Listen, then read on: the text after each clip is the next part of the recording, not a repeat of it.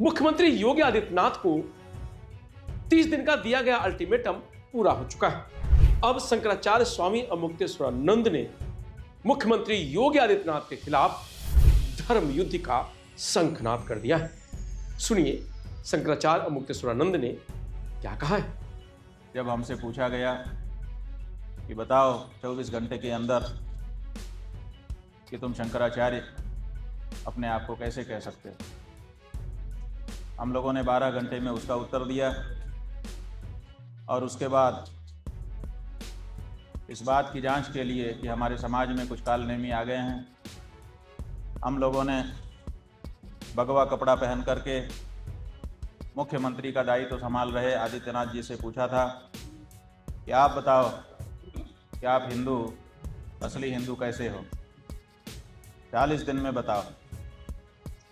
वो 40 दिन, जब 10 दिन उस 40 दिन के बीते तो हम लोगों ने एक आकलन किया था कि 10 दिन में उन्होंने इस संदर्भ में कुछ किया कि नहीं किया।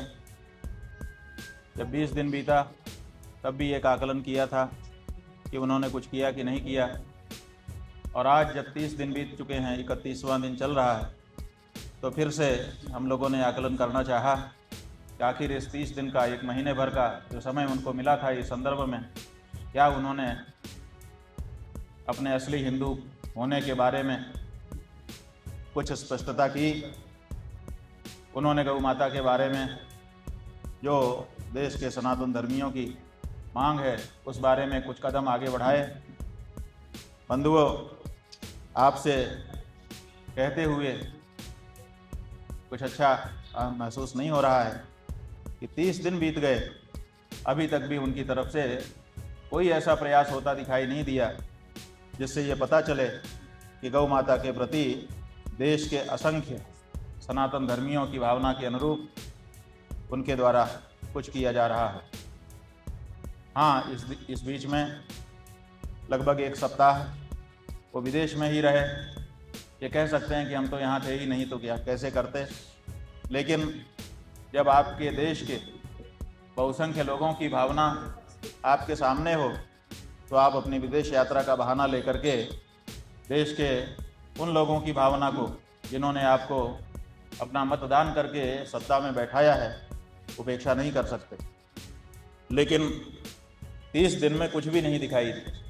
पहले 10 दिन और दूसरे 10 दिन में तो कुछ थोड़ा बहुत जो हुआ था वो कह पाए थे हम, लेकिन इन 10 दिनों में ऐसा कुछ भी सरकार के द्वारा, उनके व्यक्तिगत के द्वारा होता नहीं दिखाई दिया।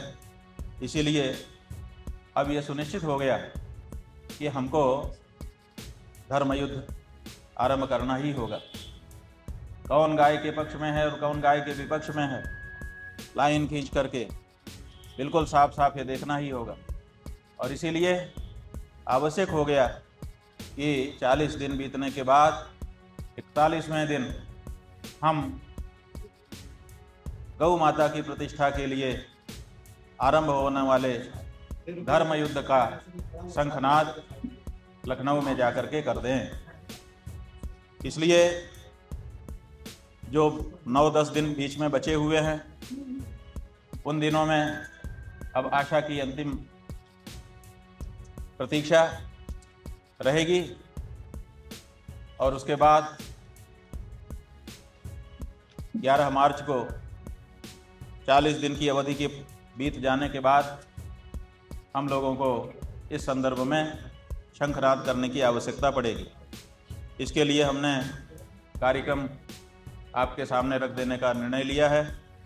आपको हम बताना चाहते हैं कि चैत्र कृष्ण तृतीया अंग्रेजी तारीख से 6 मार्च को गो ब्राह्मण प्रतिपालक वीर शिरोमणि छत्रपति शिवाजी महाराज की जन्म जयंती है।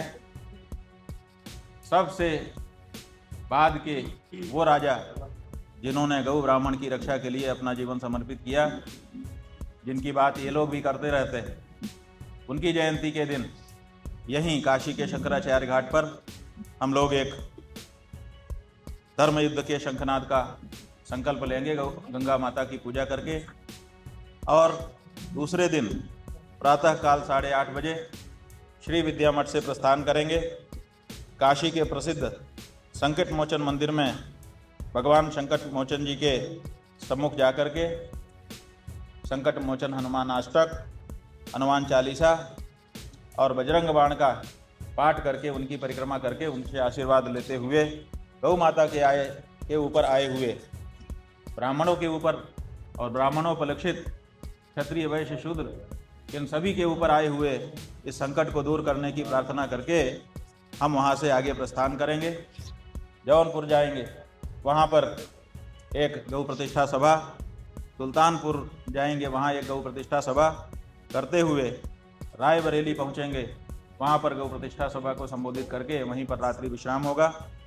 अगले दिन 8 मार्च को रायबरेली से चल कर के मोहनलालगंज में जा कर के सभा करेंगे, फिर उसके आगे बढ़ कर के लालगंज में सभा करेंगे, उसके आगे बढ़ कर के अचलगंज में सभा करेंगे और फिर उन्नाव पहुंचेंगे, वहां पर सभा करके रात्रि विश्राम करेंगे।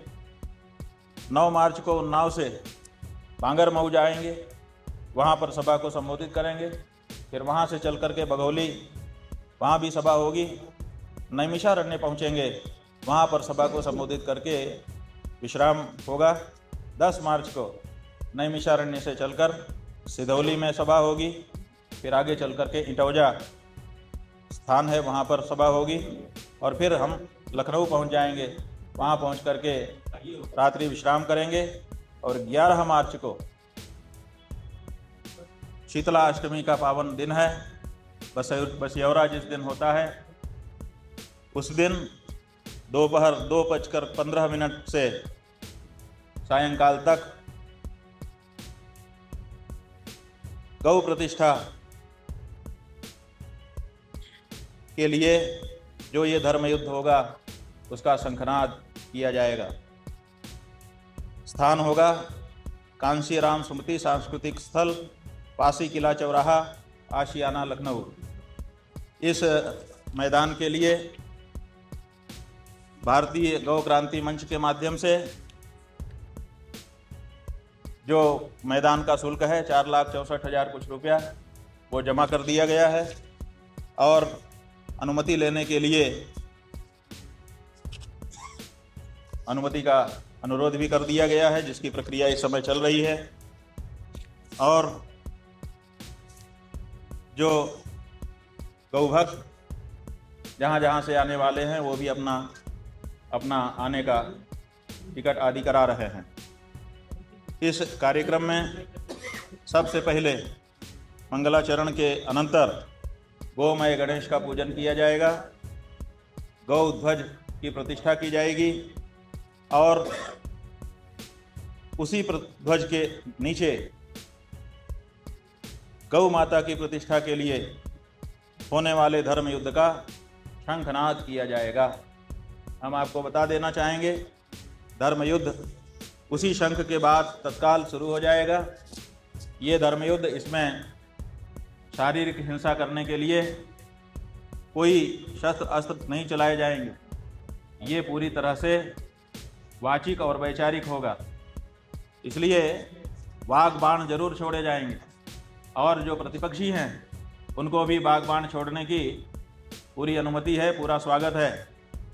अपने अपने तर्क, अपने अपने प्रमाण, अपने अपने विचार इस संदर्भ में वो भी व्यक्त करना शुरू करेंगे और इधर से हम लोग भी व्यक्त करना शुरू करेंगे। और इस तरह से जब दोनों तरफ से वाग बाण चलेंगे, विचार के बाण चलेंगे, प्रमाणों के बाण चलेंगे, तो जो आम जनता है उसको पता चल जाएगा कि कौन धर्म के साथ है और कौन अधर्म के साथ है, कौन आय के साथ है, कौन गाय के साथ है, कौन सत्य के साथ है, कौन सत्ता के साथ है और कौन गौ माता के साथ है। ये जो कुछ भी होगा समझ लीजिए शासन को अंतिम चेतावनी के रूप में आज की यह प्रेस वार्ता है। इसका पूरा का पूरा जो दायित्व है, जिम्मेदारी है, वो उन्हीं के ऊपर जाएगी, क्योंकि 40 दिन का लंबा समय दिए जाने के बाद भी गौ माता के लिए उनकी तरफ से अभी तक कोई एक शब्द भी नहीं आया है। ऐसी परिस्थिति में जो भी इसका दायित्व है इस धर्म युद्ध के आरंभ होने के बाद का, वो सब का सब आदित्यनाथ योगी जी का है, उनके द्वारा चलाई जा रही सरकार का है, या फिर उस सरकार का उपादान बनी पार्टी का है, उनके नेताओं का है और उनके सदस्यों का है। बंधुओं, हम कहना चाहेंगे एक वाक्य में, बीच में आप लोगों ने देखा कि गौ माता की आवाज़ उठाने के कारण हमारे ऊपर किस तरह का हमला किया गया, नीचता की हद तक जा कर के हमला किया गया।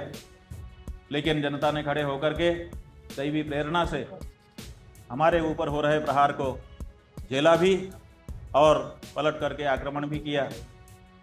हम चाहते हैं कि ये हमारी दृढ़ता मन की बनी रहे।